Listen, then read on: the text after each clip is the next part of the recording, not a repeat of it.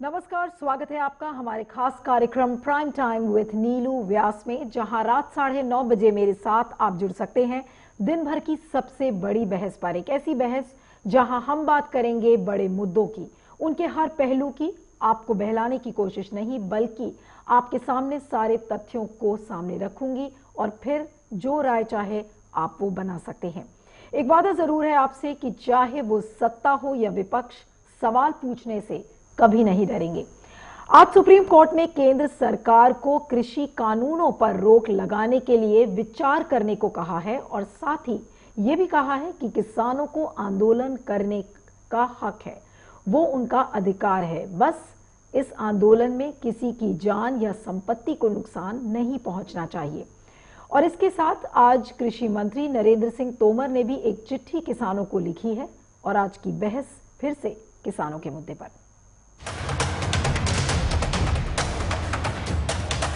हम भी अपना पक्ष सुप्रीम कोर्ट के सामने रखेंगे।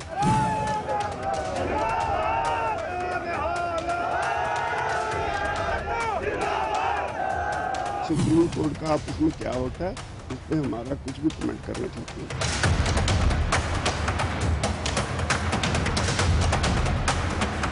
तो आज इन तीनों कानूनों को ये विधानसभा खारिज करती है।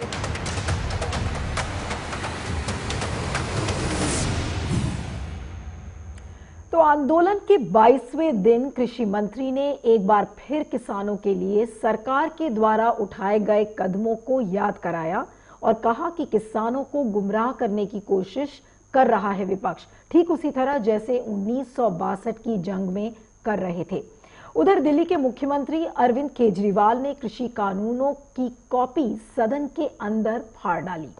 रोचक दिन रहा कुल मिलाकर, लेकिन जवाब के बजाय सवाल ज्यादा नजर आ रहे हैं। तो चलिए शुरू करते हैं आज की बहस, लेकिन नजर डालते हैं आज के टॉकिंग पॉइंट्स पर। तो कुल मिलाकर क्या निष्पक्ष समिति किसानों की समस्या का समाधान निकाल पाएगी? इस निष्पक्ष समिति के बारे में आज सुप्रीम कोर्ट ने अपनी हियरिंग में बात कही थी। तो क्या ये समिति समाधान निकाल पाएगी? आखिर कितना समय लेगी ये समिति बातचीत को पूरा करने में? कौन है अड़ियल, किसान या सरकार? ये एक बड़ा सवाल है। कृषि मंत्री की चिट्ठी पर किसान नाराज हैं या खुश हैं, इस पर भी प्रतिक्रिया लेंगे इस प्रोग्राम के दौरान। और केजरीवाल ने फाड़ी कृषि कानूनों की कॉपी, तो क्या विपक्ष किसानों को कर रहा है गुमराह? वाकई में एक बड़ा सवाल है। और कब खत्म होगा कृषि कानूनों पर किसानों का आंदोलन?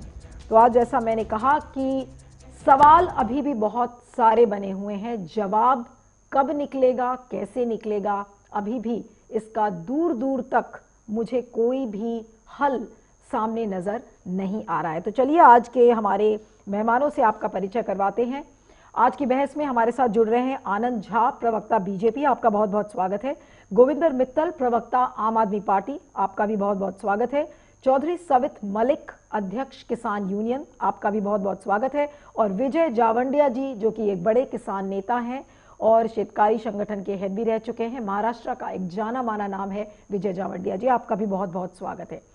आज की मैं बहस आनंद झा से शुरू करना चाहती हूं कि आनंद जी, कृषि मंत्री ने आज शाम को जो एक ओपन लेटर लिखा है किसानों के नाम, एक बार फिर से उन्होंने भरोसा जताया है किसानों को कि सरकार हर तरीके से किसानों की मदद करना चाह रही है।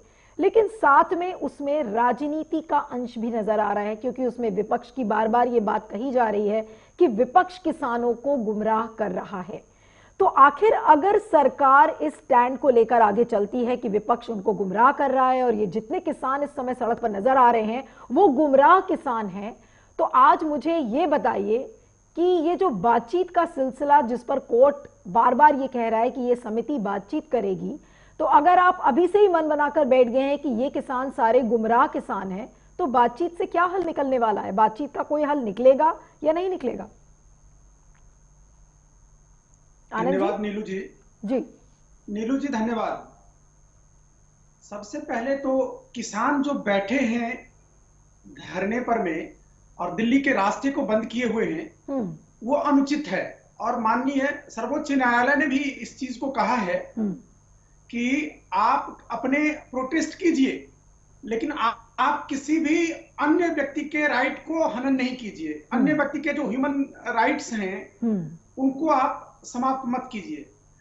उस स्थिति में दिल्ली के सारे रास्ते बंद किए गए हैं और जो रास्ते बंद किए गए हैं ये बंद कर अवरोध पैदा करने का हक किसी को नहीं मिल रहा है। सबसे महत्वपूर्ण बात है इस जो कार्यक्रम भी कर रहे हैं ये लोग, उसमें विषय तो कुछ नहीं है। किस इशू पर में ये लोग आंदोलन कर रहे हैं? इशू कुछ नहीं है, हमारी जमीन कब्जा कर ली जाएगी। ऐसा आज तक भारत में पहले भी पंजाब में भी पट्टा पर में खेती के लिए कॉन्ट्रैक्ट फार्मिंग होता रहा है, या भारत के अन्य प्रांतों में भी कॉन्ट्रैक्ट फार्मिंग होता रहा है। क्या किसी भी कॉन्ट्रैक्ट फार्मिंग में किसी भी किसान की जमीन गई है? नहीं। दूसरा, एमएसपी, भारत सरकार सदा कह रही है कि एमएसपी जारी रहेगी और एमएसपी आज भी इस बार भी जारी की गई है। एमएसपी के रेट्स सारे जो अनाज एमएसपी के रेंज में हैं वो सारे के सारे अनाजों के रेट्स इस बार भी जारी किए गए हैं। 23 अनाज हैं एमएसपी की रेंज में, 23 अनाज हैं, लेकिन कितनों पर एमएसपी इस समय मिल रही है उसको लेकर बड़ा सवाल है आनंद झा जी, और इस पर मैं आपसे बाद में बात करूंगी। तो आपका कहने का ये मतलब है कि जो किसानों के मन में जो शंकाएं हैं, उनके मन में जो डाउट्स है वो निराधार हैं और वो सिर्फ इसलिए शंका, देखिए जी, शंका और वास्तविकता में अंतर होता है। शंका के आधार पर में कुछ भी करना यह बुरी बात है, और उसमें भी दूसरे के राइट्स को समाप्त करना, अवरोध पैदा करना, समस्या पैदा करना, यह कभी भी कोई भी कानून इस चीज को अलाउ नहीं करता है। किसी भी कानून का पालन ही सबसे बड़ी चीज होती है, और कॉन्स्टिट्यूशन को जब कॉन्स्टिट्यूशनल अमेंडमेंट के तहत या पार्लियामेंट के तहत कोई भी कानून पास हो गया, उसका सम्मान करना, चर्चा के लिए हमेशा द्वार खुला हुआ है। भारतीय जनता पार्टी की सरकार माननीय नरेंद्र जी के नेतृत्व में हमेशा एक एक व्यक्ति की समस्या के निदान के लिए, एक एक व्यक्ति के उत्थान के लिए बैठी हुई है। नहीं, इसमें कोई शक नहीं है। आज भी प्रधानमंत्री, इसमें कोई शक नहीं कि प्रधानमंत्री बार बार लोगों को भरोसा दे रहे हैं, खासकर किसानों को। आज जब नरेंद्र तोमर ने जब ये चिट्ठी लिखी है, उसके बाद भी प्रधानमंत्री नरेंद्र मोदी ने सारे किसान भाइयों से आग्रह किया है ट्वीट के जरिए कि आप सभी इस चिट्ठी को पढ़ें। लेकिन आज विजय जावंडिया से मैं सवाल करूंगी कि जावंडिया साहब, आज जो सुप्रीम कोर्ट एक निष्पक्ष और स्वतंत्र समिति की बात कर रहा है, अब वो समिति का गठन कब होगा, कब तक होगा, उसमें कौन कौन होंगे, लेकिन जो किसानों की एक जिद है कि किसानों को ये तीनों कानून वापस चाहिए, तो आपको लगता है कि इस समिति से कोई समाधान निकलने वाला है विजय जी? उन्होंने सरकारी वकील को ये पूछा है कि क्या आप ये 3 कानून को सस्पेंड रख सकते हो, और उस पर सरकारी वकील ने जवाब दिया कि नहीं, हम नहीं रख सकते। और बाद में उन्होंने कहा कि मैं सरकार के पास जाकर उनसे पूछ के आकर फिर बाद में बताता हूँ। तो सुप्रीम कोर्ट ने यह भी इंडिकेशन दिया है कि जब कमेटी बनेगी, जब चर्चा शुरू होगी, तो तब तक के तो ये कानून सस्पेंड रखने चाहिए ना। और आपको याद होगा धीरू जी, मैं शुरू से ये बात कह रहा हूँ कि इस कानूनों को साल भर के लिए सस्पेंड रखने से कोई आसमान तो नहीं गिरने वाला है ना। और आप चर्चा कीजिए ना, फिर उसमें किसानों को लीजिए, बुद्धिजीवियों को लीजिए, राज्यों के मुख्यमंत्री जी को लिए, और अब तो आप तो अमेंडमेंट करने के लिए तैयार हो गए ना। इसका मतलब सरकार ने मान लिया है कि कहीं कहीं कुछ गलतियां हैं, कहीं कहीं कुछ कमियां हैं, तो फिर नया कानून अच्छे से बनाइए, उसके लिए क्या दिक्कत है जी। दूसरा, एमएसपी की बात, एमएसपी के लिए बार बार ये कह रहे हैं कि एमएसपी रहेगी, एमएसपी रहेगी। कल मैं कहीं स्मृति ईरानी जी को सुन रहा था, तो वो कह रही थी कि हमने इतना धान पंजाब में खरीदी किया, अखबारों में आ रहा है कि 20% ज्यादा खरीदी किया। अब मेरा एक सीधा सवाल है भाजपा के नेता को कि आपके ये 3 कानून तो अध्यादेश के रूप में पहले आ गए थे, अब कानून आ गया है, तो फिर आपके वो खरीदार कहाँ है पंजाब में, जो 8.5% मंडी टैक्स का बहाना बताया जा रहा था। तो मंडी के बाहर 8.5% टैक्स नहीं लगता था, तो फिर वो खरीदने के लिए क्यों नहीं आए? उन्होंने एमएसपी से ज्यादा दाम देके धान खरीदी किया रहता तो सरकार की खरीदी कम होती, और ज्यादा धान खरीदी किया रहता तो किसानों का विश्वास आप पर बैठता। बिल्कुल, आज सबसे आपने ठीक कहा जावंडिया जी कि आज जो सबसे बड़ा सवाल ये है कि किसानों का विश्वास आज सरकार नहीं जीत पा रही है और शायद यही वजह है कि सुप्रीम कोर्ट को एक मैच के रेफरी के रूप में आज सामने खड़ा किया गया है और अब कोर्ट ने कहा है कि नहीं, एक कमेटी ही इस पर दखलंदाजी करेगी और कैसे भी किसी भी हाल में बातचीत का जो रास्ता है वो ताकि सारे स्टेक होल्डर्स में निकले। यहाँ पर मैं सवित मलिक से सवाल करना चाहूंगी कि सवित जी मुझे ये बताइए कि अब किसानों की क्या प्रतिक्रिया है? क्या अभी भी आपको लगता है कि कहीं ना कहीं सरकार अपने घमंड को दरकिनार करके और ये पूरा जो बातचीत का रास्ता है वो निकालेगी, और जो समिति की बात आज सुप्रीम कोर्ट कह रहा है, क्या आपको लगता है कि आपकी जो जितनी भी समस्याएं हैं उनका समाधान जल्दी सरकार कर देगी या जल्दी सुप्रीम कोर्ट के द्वारा हो जाएगा? क्या उम्मीद लगती है आपको? देखो, सरकार झूठ पर झूठ बोलते ही है। अभी हमारे साथ में आनंद झा जी है, वो भी झूठ बोल रहे थे कि किसानों ने रास्ता रोका है। किसानों ने तो कहीं रास्ता नहीं रोका। किसान तो अपना हक मांगने के लिए दिल्ली जा रहे थे। रोका किसने? सरकार ने। गड्ढे किसने खुदवाए? सरकार ने। पानी किसने चलवाया? सरकार ने। आंसू गैस किसने चलवाई? सरकार ने। और किसानों को दिल्ली कौन नहीं जाने दे रहा? सरकार। अगर इन लोगों को अपनी वोट चाहिए तो ये लोग गांव जा सकते हैं, लेकिन किसान अपना हक मांगने के लिए दिल्ली नहीं आ सकता। मेरे भाइयों, आप लोग समझ जाओ, जब विपक्ष में थे आपने किसानों को और भारत की जनता को तमाम वादे किए थे, बहुत बड़े बड़े सपने दिखाए थे।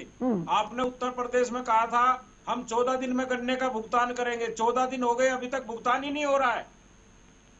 इतना झूठ, इतना झूठ, इतना झूठ कब तक ये जनता बर्दाश्त करेगी? नहीं, मैं ये सवाल आप कह रहे हैं कि किसान रास्ता रोके है। अरे सुप्रीम कोर्ट ने कह दिया कि ये न्यायिक अधिकार है किसान का, वो अपना अधिकार, अपनी लड़ाई लड़ सकता है। आनंद झा जी, आनंद झा जी, आप इस प्रश्न का जवाब दीजिए और उसके बाद मैं आम आदमी पार्टी के नेता के पास जाऊंगी।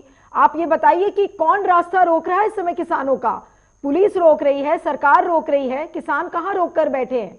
आज भी देखिए हरीश साल्वे ने बार बार राइट टू प्रोटेस्ट की बात करी आर्ग्यूमेंट्स के दौरान और कहा कि इस तरीके से राइट टू प्रोटेस्ट नहीं होता। Right to freedom of speech का मतलब ये नहीं है कि आप खुले थिएटर में जो जोर जोर से चिल्लाइए कि आग है, आग है। अगर आपने आर्ग्यूमेंट्स को ध्यान से सुना हो तो आज कहीं ना कहीं right to protest, right to speech, बहुत सारी चीजों पर आज हरीश साल्वे जी ने ज्ञान दिया है। लेकिन मेरा सवाल आपसे यह है कि इस समय किसानों को कौन रोक रहा है?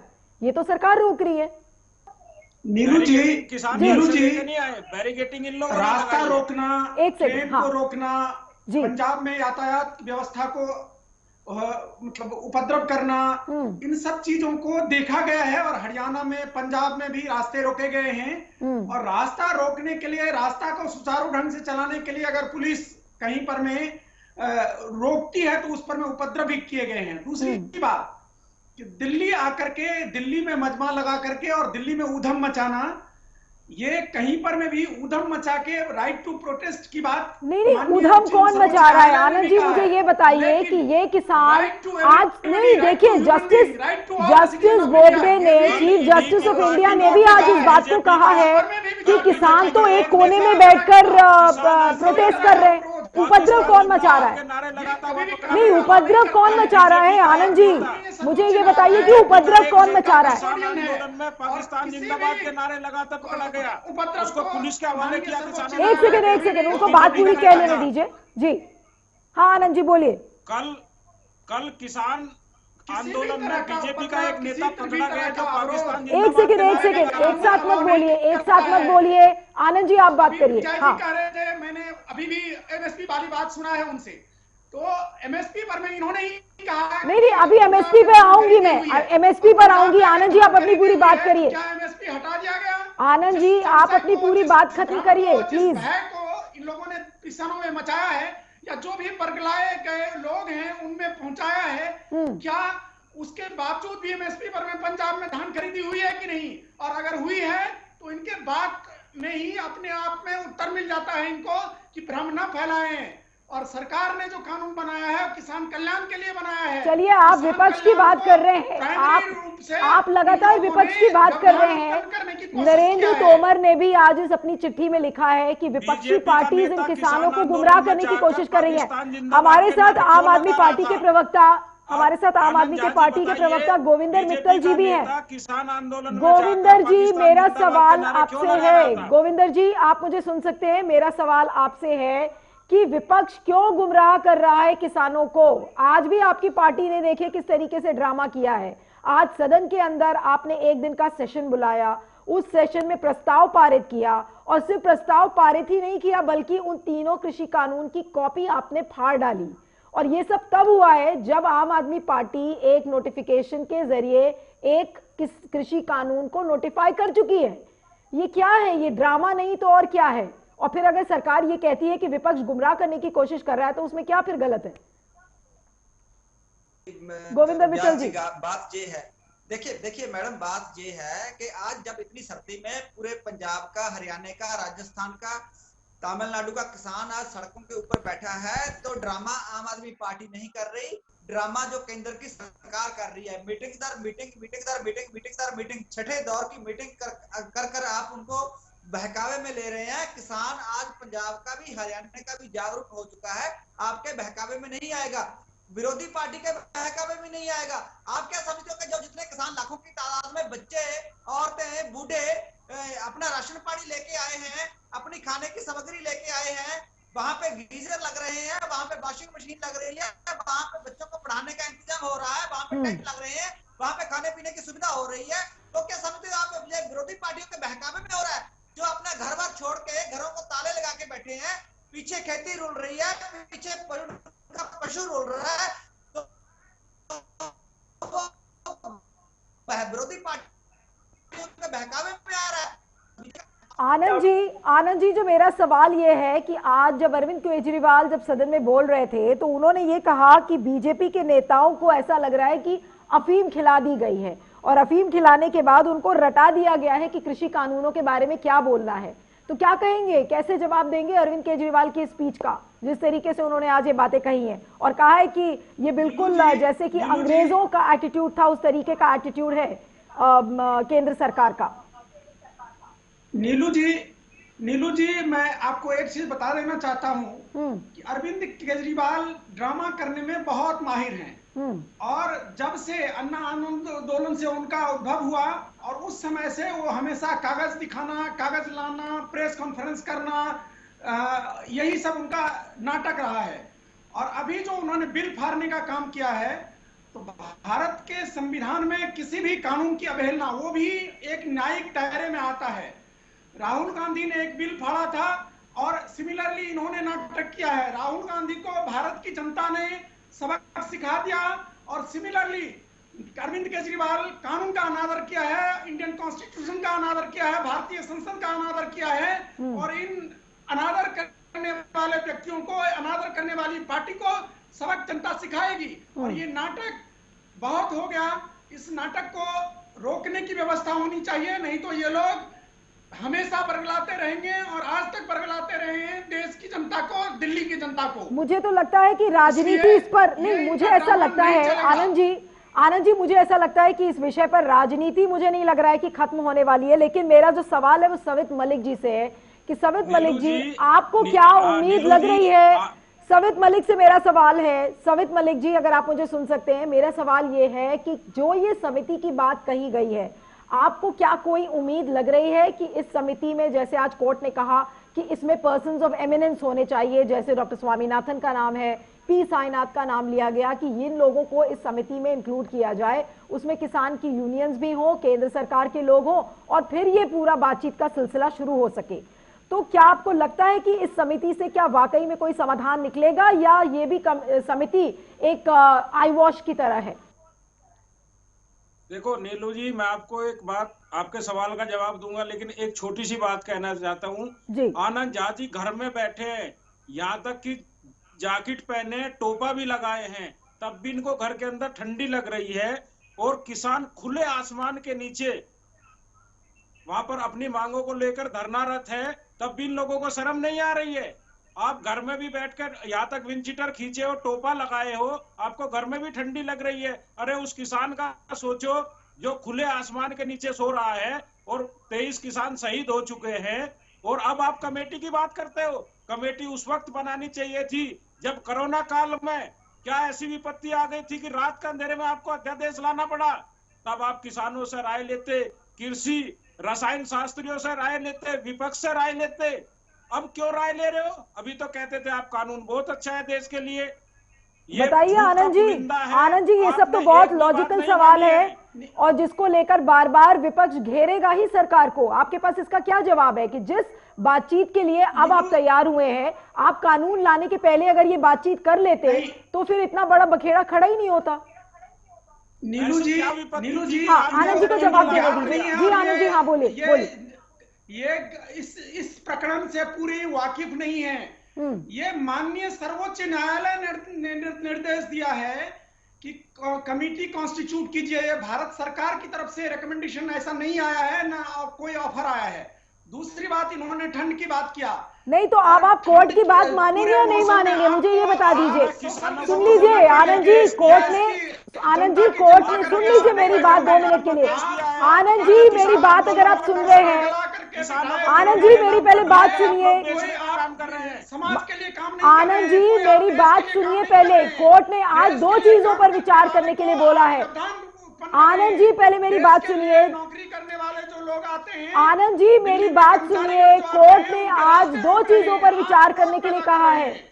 आनंद जी, कोर्ट ने, सुप्रीम कोर्ट ने जो सबसे पहले विचार करने के लिए बोला है वो केंद्र सरकार को इस बात के लिए कहा है कि आप अगर हो सके तो एक ऐसा विकल्प तलाश ले जिससे कि इन तीनों कानूनों को रोका जा सके। और दूसरी बात बातचीत की कही है कि वो एक समिति के द्वारा इस पूरे गतिरोध को खत्म करने की। तो क्या कोर्ट, नहीं, मुझे आपसे एक सवाल का जवाब चाहिए कि अगर कोई कोर्ट सुझाव देता है तो आप मानेंगे या नहीं मानेंगे कोर्ट के सुझाव को? नहीं, कोर्ट के सुझाव को आप मानेंगे या नहीं मानेंगे? और होल्ड पर रखने की बात माननीय सर्वोच्च न्यायालय ने कहा है। अच्छा, आप कोर्ट की बात एक सेकेंड। उत्तर प्रदेश में गन्ना भुगतान में सुप्रीम कोर्ट का आदेश है कि 14 दिन में गन्ने का भुगतान करो, तो वहां आप क्यों नहीं कराते हो? सुप्रीम कोर्ट का आदेश है 14 दिन में गन्ने का भुगतान में ब्याज के मिलना चाहिए। नहीं, आनंद जी ने मेरे सवाल का जवाब नहीं दिया। एक सेकेंड। पूछा जाए कि मैं ये बिल पास करूं कि नहीं करूं, मैं संसद के हमारे छोटे किसान है उनको परेशान किया जाता है। नहीं, आनंद जी आपने मेरे सवाल का जवाब नहीं दिया। आनंद जी अपने देखिए, आनंद जी आप मेरी बात सुन नहीं रहे हैं। सुप्रीम कोर्ट का आदेश है 14 दिन में गन्ने का भुगतान दो। एक सेकेंड सवित जी एक मिनट मुझे सवाल पूछने दीजिए। आनंद जी, आपको मेरी बात का, अगर आपको मेरी आवाज आ रही है तो आप सुने और आप मेरी प्रश्न का जवाब दें। सुप्रीम कोर्ट ने 2 चीजों पर विचार करने के लिए कहा है। पहला तो ये कि कृषि कानून पर आप रोक लगा दीजिए थोड़े समय तक। उसमें क्या दिक्कत है? आप कोर्ट का सुझाव सुनेंगे या नहीं सुनेंगे? और आपने कहा समिति की बात आपने नहीं की, कोर्ट ने की। तो आज आप कोर्ट के सुझावों को मानेंगे या बिल्कुल आपके लिए वो कोई इंपॉर्टेंस नहीं रखता? मैं ये जानना चाहती हूं। नीलू जी, कोर्ट ने निर्देश नहीं दिया है। कोर्ट ने कहा है कि ऑनरेबल कोर्ट ने कहा है कि क्या इस कानून को तत्काल होल्ड पर रखा जा सकता है। हाँ। साइन ऑफ इंटरोगेशन है। इसलिए ये जो आपका स्टेटमेंट है कि माननीय कोर्ट ने ऐसा कहा है, वो नहीं है। नहीं, मैंने तो सुझाव शब्द का इस्तेमाल किया है कि कोर्ट ने एक सुझाव दिया है। देखिए आनंद जी, कोर्ट ने यह भी कहा कि बातचीत, एक व्यक्ति इसको चिट्ठी लिख करके रोक दे, ऐसा नहीं होता है। आनंद जी आप सिलेक्टिव बातें कर रहे हैं। कोर्ट ने कल भी इस बात को कहा था कि केंद्र सरकार और किसानों के बीच में जो बातचीत हो रही है वो नेगोशिएशंस फेल हो चुके हैं। तो अगर फेल हो चुके हैं तो 2 सेकंड के लिए कोर्ट का ही सुझाव सुन लीजिए कि थोड़े दिनों के लिए उस कानून को होल्ड पर रख दीजिए। उसमें क्या प्रॉब्लम है? कानून को होल्ड रखने में क्या प्रॉब्लम है? मैं आपसे जानना चाहती हूँ। आप कोई भी कानून जब संसद के सत्र में पास होता है तो उसमें कोई भी सुधार करने के लिए भी संसद के पटल पर ही जाना होगा। उसके लिए विशेष सत्र बुलाने की आवश्यकता होगी। सुप्रीम कोर्ट को भी नहीं मानते हैं। तो आप तो सत्र भी नहीं बुला रहे हैं। आप तो सत्र भी नहीं बुला रहे हैं। केंद्र सरकार विंटर सेशन कहाँ कर रही है? चलिए मैं सवाल जावंडिया जी से करती हूँ। डबल करेंगे जावंडिया जी, डबल कर दिए। जावंडिया जी, मुझे ये बड़ा आयरॉनिकल सी सिचुएशन लग रही है। कोर्ट अगर सुझाव देता है, देखिए अभी आपने आनंद जी को सुना, बीजेपी के जो नेता है, उन्होंने कहा कि देखिए समिति की बात हमने नहीं की, कोर्ट ने की। उन्होंने कहा कि कानून को होल्ड पर हम क्यों रखें, ये बात भी उन्होंने विचार करने के लिए कही है कोर्ट ने। तो ये क्या रवैया आपको लगता है सरकार का कि ना वो सुझाव सुनने के लिए तैयार है। कोर्ट ने खुद इस बात को देखकर कहा है कि बातचीत जो केंद्र सरकार और किसानों में हो रही है वो ऑलरेडी फेल हो चुकी है। तो सरकार के इस रवैये को हम क्या कहें? नहीं, ये भाजपा के जो हमारे साथी यहाँ पर है इनका कोई दोष नहीं है। कल मोदी जी अमित शाह कहेंगे कि हम इसको होल्ड पे रखते तो ये उसको ताली बजा के स्वीकार कर लेंगे। देखिए, मुझे बड़ा विचित्र लगता है कि ये इतनी बड़ी बड़ी बातें यहाँ करते हैं। मध्य प्रदेश में इनके मुख्यमंत्री है, भारतीय किसान संघ आरएसएस का किसान संगठन है। कल उन्होंने वहाँ पे कपास के खरीदी होनी चाहिए, ताकत से खरीदी करो, इसके लिए मध्य प्रदेश में आंदोलन किए।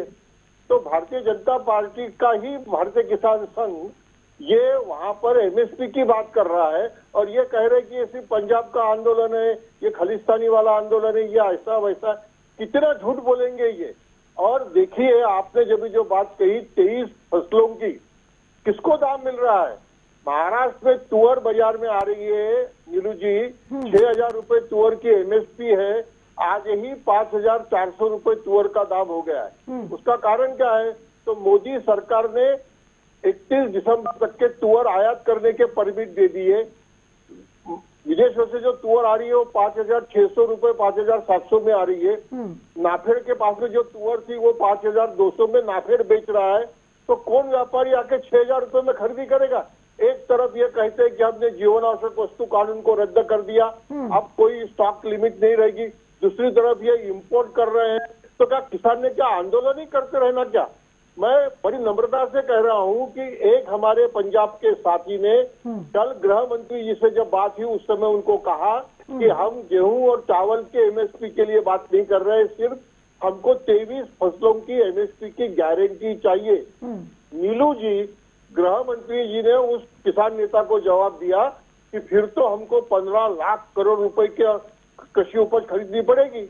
तो उस नेता ने गृह मंत्री जी को जवाब दिया कि आप 15 लाख करोड़ का आंकड़ा क्यों बता रहे हैं हमको? बाजार में दाम नहीं रहेंगे तो खरीदी करनी पड़ेगी ना। बाजार में अगर एमएसपी से ज्यादा दाम रहेगा तो आपको खरीदनी नहीं पड़ेगी। दूसरा, उन्होंने कहा कि जब 15 लाख करोड़ की आप खरीदी भी करेंगे तो आप वो बाजार में बेचेंगे, और जब सरकार बेचेगी तो पूरे इसमें एक आध लाख करोड़ रुपए का घाटा हो सकता है। अब करोड़ों किसानों के लिए अगर 1 लाख करोड़ का घाटा सहन कर लिया तो कौन सा आसमान टूटने वाला है? बताइए आनंद जी। एक मिनट, 7वें वेतन आयोग का ही बोझा 1 लाख करोड़ रुपए का है। जो मोदी जी मुख्यमंत्री करके 6वें वेतन आयोग का विरोध कर रहे थे, उन्होंने 7वां वेतन आयोग लागू किया ना। आपको एमएसपी लागू नहीं करना है ना, मत कीजिए। फिर 7वां वेतन आयोग विड्रॉ करके बताइए ना, फिर देखते सरकारी कर्मचारी सरकार चलने देती कि नहीं चलने देते। मुझे बताते समझ में नहीं आता कि अन्नदाता अपना अधिकार मांगने आया है। जीवन जीने का अधिकार है कि नहीं है? सुप्रीम कोर्ट का जीवन जीने का अधिकार ये तो जो जमीनी हकीकत है उसको जावंडिया जी मुझे बता रहे हैं, सबके सामने रख रहे हैं, और आपको भी हकीकत पता होगी। आज भी जब नरेंद्र तोमर ने जो चिट्ठी लिखी है उसमें उन्होंने लिखा है कि मैं किसान का बेटा हूं, मुझे वो दर्द पता है कि जब 1 हफ्ते आपको वेट करना पड़ता है कि किस तरीके से आप अपने अनाज को बेचेंगे। मैं ये भी जानता हूं कि किस तरीके से गर्मी, सर्दी और बारिश एक किसान झेलता है। तो ये सारी बातें लिखकर और फिर वो भरोसा दिलाते हैं एमएसपी को लेकर, मंडी को लेकर, लेकिन जो जमीनी हकीकत है वो बिल्कुल अलग है। अभी आपने जावंडिया जी को सुना ना कि किस तरीके से एमएसपी के लिए परेशान है किसान, कैसे भरोसा दे रहे हैं, ये कैसे बातों पे विश्वास किया जाए? मैं नीलू जी, जावड़िया जी ने कहा कि एमएसपी पर में हटा दिया जाएगा, एमएसपी रहेगा ही नहीं। और मैं कह रहा हूं, सरकार सदा कह रही है कि एमएसपी रहेगी और किसानों से खरीदी होगी। यदि मार्केट में कहीं पर में किसान को सरप्लस जो प्रोडक्ट होता है उस पे अगर प्राइस ज्यादा मिलता है तो वहां पे जावंडिया जी बोलिए, जावंडिया जी बोलिए। हमेशा इस बार भी एमएसपी जारी रही है। हाँ जावंडिया जी बोलिए। विभाग सरकार ने मान ली, लेकिन ये लोग जावंडिया जी को बोलने दीजिए। हाँ जावंडिया जी, और इसको वापस लीजिए। नहीं एक मिनट सुनिए, आप जावंडिया जी की बात सुनिए। हाँ जावंडिया जी बोलिए। इस पर में बातचीत होती है। एक मिनट, देखिए भाजपा के साथी क्या बात करते हैं, एमएसपी रहेगी, एमएसपी रहेगी। फिर वो क्या कहते हैं कि कांग्रेस 70 साल रही, उसने एमएसपी को लीगलाइज नहीं किया। अरे कांग्रेस ने गलती की ना, इसलिए कांग्रेस को हटा दिया ना। अब आप सत्ता में हो और आप बोलते हो कि एमएसपी रहेगी, एमएसपी रहेगी। ये 3 कानून लाने से एमएसपी जाने वाली नहीं है। ये 3 कानून लाने से एपीएमसी के बाहर एमएसपी से ज्यादा दाम मिलने वाला है। अब जब ज्यादा दाम मिलने वाला है, ये आपका विश्वास है, तो फिर एमएसपी को स्टैट्यूटरी लीगलाइज करने में डर क्यों लग रहा है आपको? आपको तो खरीदने नहीं पड़ने वाला है ना। ये डबल स्पीक नहीं है तो क्या है? ये भविष्य का सपना दिखाकर आप किसान को अटकाना, लटकाना और भटकाना नहीं चाहते हैं क्या? आनंद जी बताइए, इसका जवाब दीजिए कि ये सरकार का एक दोहरा चेहरा नहीं तो और क्या है? नहीं, जावरिया जी खुद भटके हुए हैं। किसी भी एमएसपी की गारंटी सरकार देती है और मोदी जी के प्यार में लटके हुए हैं। नीलू जी इस एक सेकेंड, मैं सवित मलिक के पास जाऊंगी। सवित मलिक जी मुझे ये बताइए, एक सेकेंड, सवित मलिक जी से मुझे सवाल करने दीजिए कि लोग भटकाने की बात कर रहे हैं, सरकार कहती है किसान भटके हुए हैं, किसान बोलते हैं सरकार भटकी हुई है। मुझे तो यही नहीं समझ में आ रहा है कि कौन अड़ियल है, किसान अड़ियल है या सरकार अड़ियल है, या दोनों एक दूसरे को समझ ही नहीं पा रहे कि मुद्दा क्या है? देखो, ये लोग खुद भटके हुए और भटका रहे हैं। एमएसपी लिखित में गारंटी क्यों नहीं देते और कहते हैं हम एमएसपी रखेंगे। जो हमारा एफसीआई का कोटा होता है खरीदने का 168 करोड़ रुपए का इन्होंने कम कर दिया है और धीरे धीरे करके उसको कम कर देंगे तो कहां से एमएसपी पे ये गेहूं खरीदेंगे, धान खरीदेंगे? जब इनके पास पैसा ही नहीं रहेगा, पैसा तो इन्होंने सारा विधायक और सांसद खरीदने में लगा दिया है। तो ये लोग तो जो है सरकार को बेवकूफ बना रहे हैं। जो 6 मीटिंग हुई है उन्होंने इसमें एक ही बातें कही है बार बार कि ये होगा वो होगा। जब किसान परेशान तब वो तख्ती लेके गया है, उस पर यस और नो लिखा है, क्योंकि ये वही बातें लिख के दे रहे हैं, वही बार बार मीटिंग में कह रहे हैं, किसान को बेवकूफ बनाने का काम कर रहे हैं। किसान अब होशियार हो गया, पढ़ा लिखा किसान है, किसान आपकी बातों में आने वाला गोविंदर मित्तल जी आज जितने भी नहीं, एक सेकेंड, सपने दिखा रहे थे। एक मिनट, मेरा आम आदमी पार्टी से सवाल है। गोविंदर जी मुझे ये बताइए कि आज जिन बिंदुओं पर नरेंद्र तोमर ने आज फिर से चिट्ठी में भरोसा दिलाया है किसानों को, एमएसपी को लेकर, कॉन्ट्रैक्ट फार्मिंग को लेकर, एपीएमसी को लेकर और कि किसानों को ठीक भुगतान मिलेगा, ये सारी बातें आज उन्होंने चिट्ठी में कही हैं।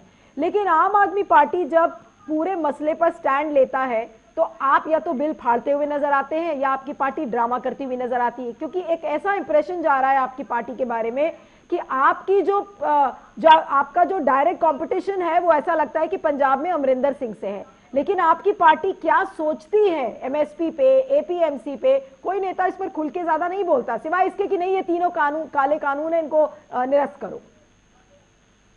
क्या कहना है आपका एमएसपी, कॉन्ट्रैक्ट फार्मिंग, इन सारे बिंदुओं पर? देखिए मैडम, बात ये है, पहले तो ये बात है कि 40 मिनट की डिबेट में आपने मुझे अभी जोड़ा है, मेरे को आपने पहले भी मेरे को बीच में रोक दिया, मेरे को समय पूरा नहीं दिया आपने। मैं अपनी बात कहने जा रहा था। चलिए बोलिए। हाँ बोलिए। हाँ, अभी आप मेरे को बीच में मत टोकिएगा प्लीज, मेरे को अपनी बात कहने दीजिए। हाँ नहीं, आप करिए बात पूरी। जहां तक आपके अरविंद केजरीवाल जी की बात उठाई है, देखिए अरविंद केजरीवाल जी ऐसे पहले नेता हैं जिन्होंने शुरू से इन कानूनों के खिलाफ अपनी आवाज बुलंद की है। उन्होंने जंतर मंतर पे जाके धरना दिया, जंतर मंतर से आवाज बुलंद की। हमारे पंजाब के विधायकों ने प्रधानमंत्री नरेंद्र मोदी की कोठी का घेराव किया। पंजाब में हम लगातार इन काले कानूनों का विरोध कर रहे हैं। हमारा जो सीधा टारगेट ये है कि एपीएमसी जो है कानून लागू रहना चाहिए, जो सरकारी मंडियां हैं वो खत्म नहीं होनी चाहिए, एमएसपी कंटिन्यू होनी चाहिए, बल्कि एमएसपी के ऊपर जो स्वामीनाथन कमीशन की जो रिपोर्ट है उसके आधार पर 50% एडिशन करते हुए उनको फसल का भाव मिलना चाहिए। पर जो केंद्र की सरकार है, केंद्र की सरकार ऐसा लग रहा है कि इन कानूनों को लागू करके बड़े बड़े जो कारपोरेट घराने हैं उनको फायदा देना चाहती है, इसीलिए वो आज किसान की बात नहीं सुनना चाहती। आज आप देखिए, आज किसानों की मांग क्या है? किसान कह रहे हैं कि पार्लियामेंट का स्पेशल सेशन बुलाकर आप इन काले कानूनों को रद्द कीजिए। पर केंद्र की सरकार का क्या है कि उन्होंने स्पेशल सेशन को क्या प्लाना था, जो विंटर सेशन का सेशन नहीं बुला पाएंगे। बीजेपी के प्रवक्ता बैठे हैं, मैं उनसे पूछना चाहता हूँ, क्या जब आपने बिहार का चुनाव करवाया तब कोरोना नहीं था? जब आपने वेस्ट बंगाल आप जा रहे हैं, आपके नेताजी अमित शाह जी जा रहे हैं, तब कोरोना का जिंदगी सारा, जब आप हैदराबाद में जाकर बड़ी बड़ी रैलियां कर रहे हैं, जेपी नड्डा जी जा रहे हैं, तब आपको कोरोना नहीं रहते हैं। आनंद जी ये तो बड़े कुछ नहीं, ये तो बड़े मुश्किल से सवाल हैं ये सब सरकार के लिए कि जब आप कोरोना की बात करते हैं, आप ये तीनों कानून कोरोना काल में ही लेकर आए थे। आप आनंद जी, आपकी सरकार ये तीनों कानून कोरोना काल में ही लेकर आई थी। अध्यादेश पास कराया। मैं वही कह रहा हूँ। एक सेकेंड आनंद जी से इसका जवाब लेना है मुझे। अब मैं यही कह रहा हूँ, नहीं मेरी बात कंप्लीट होने दीजिए। मैं यही कह रहा हूँ, आज अगर जब पार्लियामेंट बुलाने की बात आ रही है तो आप कोरोना के एक्सक्यूज के ऊपर आप किसानों को दरकिनार कर रहे हो। आपने एमएसपी की बात की, मैं पंजाब से हूँ। झा जी आप पंजाब में आइए। मित्तल जी आप लोगों ने भी बिल पास कर दिया था, जब आपको लगा किसान सड़कों पर है तब आप लोगों ने बिल फाड़ने का नाटक कर रहे हो। दिल्ली सरकार भी बिल को पास कर चुकी थी, दिल्ली सरकार ने भी नोटिफिकेशन जारी कर दिया। लेकिन जब आपको लगा किसान आंदोलन, यही तो मीडिया का धन्यवाद है, मीडिया ने सब लोगों को जागृत किया है। किसान की लड़ाई को मीडिया ने आगे खड़ा किया है।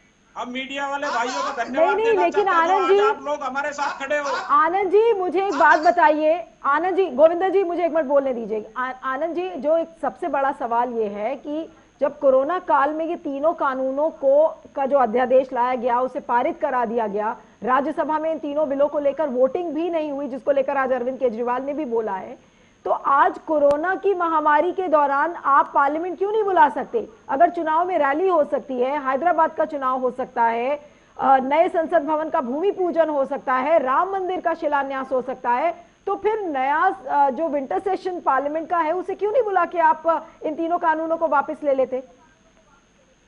नीलू जी, कानून को वापस पहले सौदा कर चुके हैं जो अपना एक सेकेंड, हाँ आनंद जी को बात कहने दीजिए, आनंद जी को बात पूरी करने दीजिए। हाँ आनंद जी बोलिए। कॉन्ट्रैक्ट फार्मिंग में कब्जा हो जाएगा, कहीं पर में ऐसा लिखा हुआ है क्या? इन्होंने कहा कि एमएसपी समाप्त हो जाएगा, कहीं पर इस कानून में लिखा हुआ है क्या? इन्होंने कहा मंडी समाप्त हो जाएगा, इस कानून में कहीं लिखा हुआ है क्या? जब आंदोलन का आधार ही जावंडिया जी कॉजेज हैं, वो ही भ्रमित हैं, वो ही कोई मतलब इररिस्पांसिबल टॉक ये लोग कर रहे हैं। जावंडिया जी आप कॉन्ट्रैक्ट फार्मिंग के बारे में क्या कह रहे हैं? मैं जावंडिया जी से सुनना चाहती हूँ। किसी भी चीज को हटाने की बात जावंडिया जी जो तमाम आश्वासन कॉन्ट्रैक्ट फार्मिंग के बारे में हमें मिल रहे हैं कि वो बाकी राज्यों में भी कॉन्ट्रैक्ट फार्मिंग लोग कर रहे हैं, वहां पर किसानों को किसी तरीके का नुकसान नहीं हुआ, तो क्या कहना है आपका? क्या एक्सपीरियंस रहा है आपका? देखिए ये जो कॉन्ट्रैक्ट फार्मिंग एक करके बात करेंगे, एक आनंद जी मेरा आपसे हाथ जोड़कर निवेदन है, एक करके बात करते हैं। जावंडिया जी को भी बात पूरी करने दीजिए। जी बोलिए सर। नहीं, ये जो जमीन के बारे में बात करते हैं, देखिए कॉन्ट्रैक्ट फार्मिंग में सिर्फ एक जगह ये डर है किसानों को कि अगर मैंने किसी कंपनी से टमाटो का कॉन्ट्रैक्ट किया कि मैं आपको टमाटो पैदा करके दूंगा, उस कंपनी ने मुझे टमाटो का बीज दिया, खाद दिया, पेस्टिसाइड दिया, ये सब कर्जा दिया मेरे को, मैंने टमाटो पैदा किया और वो टमाटो नैसर्गिक कुछ कारणों के कारण उसकी क्वालिटी अच्छी नहीं आई, उस कंपनी ने कह दिया कि आपकी क्वालिटी अच्छी नहीं है, मैं आपका टमाटो ले नहीं सकता। अब वो मेरा टमाटो नहीं खरीदेगा, मेरे को बेभाव बेचना पड़ेगा, उससे जो कर्जा लिया हुआ है वो मैं वापस कैसा करूंगा? और वो जो कंपनी है वो मेरे से कर्जा वसूल कैसा करेगी? तो उसमें डीएम और एसडीएम के पास में जाने की बात है, फिर उनको रेवेन्यू अधिकार है। अब रेवेन्यू अधिकार में तो जमीन जब्त भी हो सकती है ना, इसका स्पष्टीकरण मांगा है सरकार को और सरकार बोल रही है कि हम इसमें दुरुस्ती करेंगे।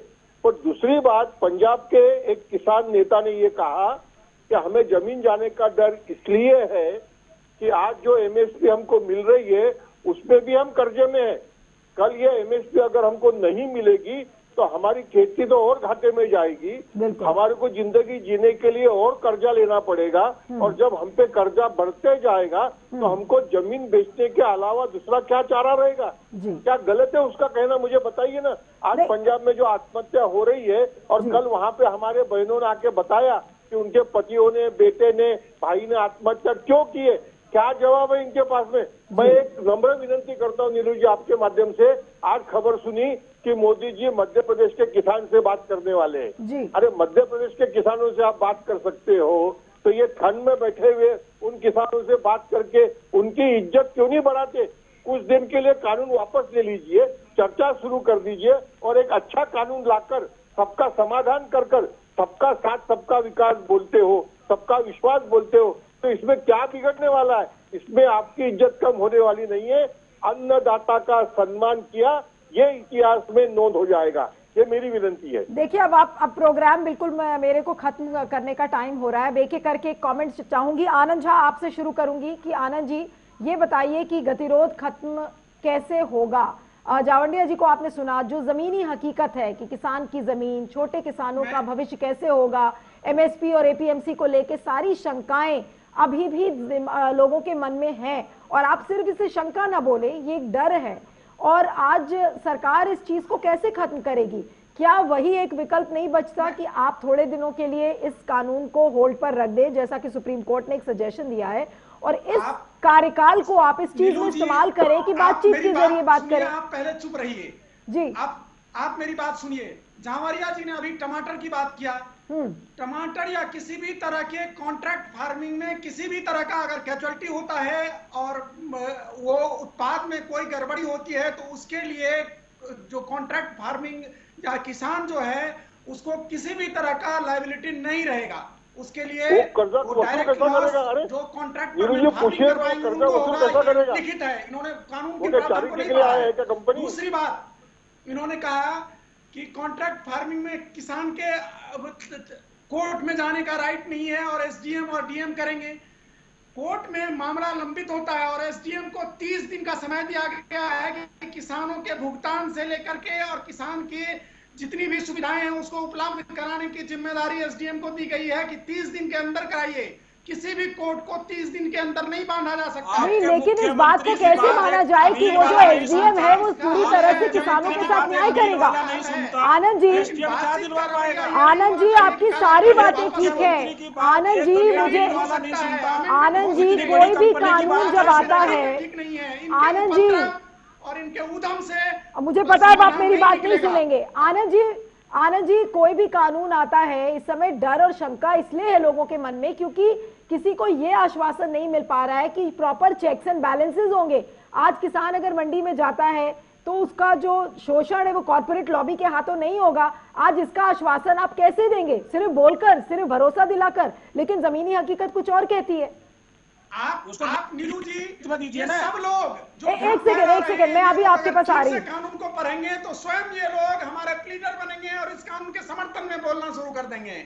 आप कानून में सारी चीजों का प्रावधान रखा गया है और किसान के कोई शंका का विषय ही नहीं है। किसान की समस्या का समाधान, किसान का उत्थान, किसान का कल्याण, ये प्रमुख मुद्दा है इन तीनों बिलों में। चलिए ठीक है, तो आपको ज्ञात हो जाएगा। चलिए ठीक है, मैं गोविंदर मित्तल से एक कमेंट चाहूंगी प्रोग्राम खत्म करने के पहले। गोविंदर जी, आपको क्या कहना है कि क्या ये जो समिति की बात इस समय सुप्रीम कोर्ट ने कही है कि एक स्वतंत्र और निष्पक्ष समिति से क्या कोई बातचीत का रास्ता आपको निकलता हुआ दिख रहा है? क्या ये आंदोलन खत्म होता हुआ नजर आ रहा है? नहीं, देखिए, सुप्रीम कोर्ट ने जो समिति की बात की है वो तो किसान ही बता पाएंगे, किसान नेता ही बता पाएंगे। उनको वो समिति मंजूर है, उस समिति में कौन कौन होना चाहिए, वो समिति कितने दिन में फैसला करेगी। उसमें जो विरोधी पार्टियां हैं, जो राजनीतिक पार्टियां हैं, उनको उनसे कोई लेना देना नहीं है। वो किसानों के बीच का और सरकार के बीच का मामला है और सुप्रीम कोर्ट उसमें जो है वो हस्तक्षेप कर रहा है। पर सुप्रीम कोर्ट ने ये भी कहा है कि जब तक कमेटी अपना फैसला नहीं देती तब तक किसानों का आंदोलन ऐसे ही शांतमय तरीके से चलना चाहिए। उनका मौलिक अधिकार है, उनका फंडामेंटल राइट है, उसके ऊपर कोई रोक नहीं लगेगी। ये सुप्रीम कोर्ट ने आज बातें क्लियर कर दी है। इससे एक अच्छा संदेश जा रहा है कि हिंदुस्तान का संविधान जो है वो सुप्रीम है और सुप्रीम कोर्ट जो है उसकी रक्षक है और लोगों को अपना शांतमय तरीके से प्रोटेस्ट करने का अधिकार है और हमारे किसान जो लोग हैं वो कर भी रहे हैं। ओके, सवित मलिक जी, आपसे पूछूंगी मैं कि अब आपको क्या लग रहा है कि क्या आंदोलन खत्म होगा या अभी अब समिति का गठन कब होगा, समिति में बनने में कितना टाइम लगेगा? अभी वेकेशन बेंच को ये पूरा मामला चला गया है, अगले हफ्ते इसकी सुनवाई है, तब तक किसान ठंड में बैठे हैं, उनका आंदोलन चल रहा है, शांतिपूर्ण ढंग से प्रदर्शन हो रहा है और आज सुप्रीम कोर्ट ने भी कहा है कि प्रदर्शन करने में कोर्ट इसमें इंटरफियर नहीं करेगा। तो आपको लगता है कि ये आंदोलन जल्द खत्म हो जाएगा और ये जो गतिरोध एक बना हुआ है ये कब ये सुलझता हुआ नजर आ रहा है आपको? देखो, हम सुप्रीम कोर्ट का धन्यवाद करते हैं, उन्होंने किसानों की भावनाओं को समझा और किसान सुप्रीम कोर्ट की बात मानता है। लेकिन मैं अपने मित्र को बताना चाहता हूं कि इससे किसान ही प्रभावित नहीं है, भारत की 80% जनता इस बिल से प्रभावित हो रही है। अभी रामदेव जी का उदाहरण ले लो, गेहूं 15 से 16 रुपए किलो बिक रहा है, 45 रुपए किलो आटा वो बेच रहे हैं। हमारे जो व्यापारी वर्ग है, मंडी खत्म होने से वो खत्म हो जाएंगे, रिटेल की दुकानें खत्म हो जाएंगी तो मैं तो पूरे देश से आह्वान कर रहा हूँ, मजदूर और व्यापारी सब हमारे साथ है, लेकिन उनको समझने में थोड़ा टाइम लग रहा है। और ये आंदोलन जितना लंबा चलेगा इतने लोग इसमें जुड़ते चले जाएंगे। अभी मैं छोटा सा झा जी को बताना चाहता हूँ कि जब बड़ी बड़ी कंपनियां आएंगी वो एसडीएम की क्या सुनेंगी? जब आपके मुख्यमंत्री और गन्ना मंत्री की एक छोटी सी मिल नहीं सुनती, वो भुगतान नहीं करती किसान का, क्या आपका नहीं, मैं आनंद झा से पूछता हूँ, आपका सरकार के ऊपर कोई कर्जा है? नहीं, अब समय थोड़ा सा सरकार से ले रखा समय मेरे पास अब कम है। हमारा उत्तर प्रदेश के गन्ना किसानों का पिछले साल का 17,000 करोड़ रुपए सरकार को देना है, वो कर्जदार है हमारी। और आप सरकार से कर्जा लेते हो, हमारी कर्जदार है सरकार आपकी, उसका भुगतान करा हुआ। नहीं, अब समय हमारे पास खत्म हो चुका है, लेकिन कुल मिलाकर जैसा मैंने शुरू में कहा था कि अभी भी सवाल हमारे सामने बहुत ज्यादा है और जवाब ज्यादा नहीं मिल रहा है। लेकिन अगर हम सरकार की माने तो सरकार अभी भी यही कह रही है कि वो जगह जगह जाएगी, किसानों से इंटरैक्ट करेगी, चौपाल सम्मेलन करेगी, प्रेस कॉन्फ्रेंसेस करेगी और लोगों को समझाएगी कि जो उनके मन में शंकाएं हैं, जिस तरीके के डाउट्स हैं, उन डाउट्स को दूर किया जा सके। लेकिन सवाल यह है कि आज सुप्रीम कोर्ट ने एक समिति की बात की है और उस समिति का गठन कैसे होगा, कब तक होगा, ये पूरा मामला अब वेकेशन बेंच को चला गया है। अब ये वेकेशन बेंच अगले हफ्ते मिलेगी। तब तक जो किसानों के आंदोलन करने का हक है, आज सुप्रीम कोर्ट ने भी कहा है कि यह आंदोलन एक शांतिपूर्ण ढंग से ये जारी रह सकता है। तो अब सारी निगाहें टिकी होंगी अगले हफ्ते की वेकेशन बेंच पर कि क्या कहा जाता है। साथ में कोर्ट ने यह भी कहा है कि जो बाकी जो किसान यूनियंस हैं उनको भी इस याचिका में शामिल किया जाए। तो उम्मीद है कि जो अगली हियरिंग होगी सुप्रीम कोर्ट में, उसमें जितने भी आंदोलनकारी जो किसान हैं उन संगठनों के नाम होंगे और साथ में कुछ ना कुछ ऐसा उम्मीद कर सकते हैं कि रास्ता निकलेगा और ये जो गतिरोध बना हुआ है ये टूटेगा। आप सभी मेहमानों का बहुत बहुत शुक्रिया, आनंद झा जी, गोविंदर मित्तल, चौधरी सावित मलिक, विजय जावंडिया जी, आपका बहुत बहुत धन्यवाद कि आप हमारे प्रोग्राम में जुड़े। और आप मुझे ट्विटर पर, इंस्टाग्राम और यूट्यूब पर फॉलो कर सकते हैं। और कल आपके साथ फिर से मुलाकात होगी प्राइम टाइम विद नीलू व्यास पर 9:30 बजे। मुझे दीजिए इजाजत, नमस्कार।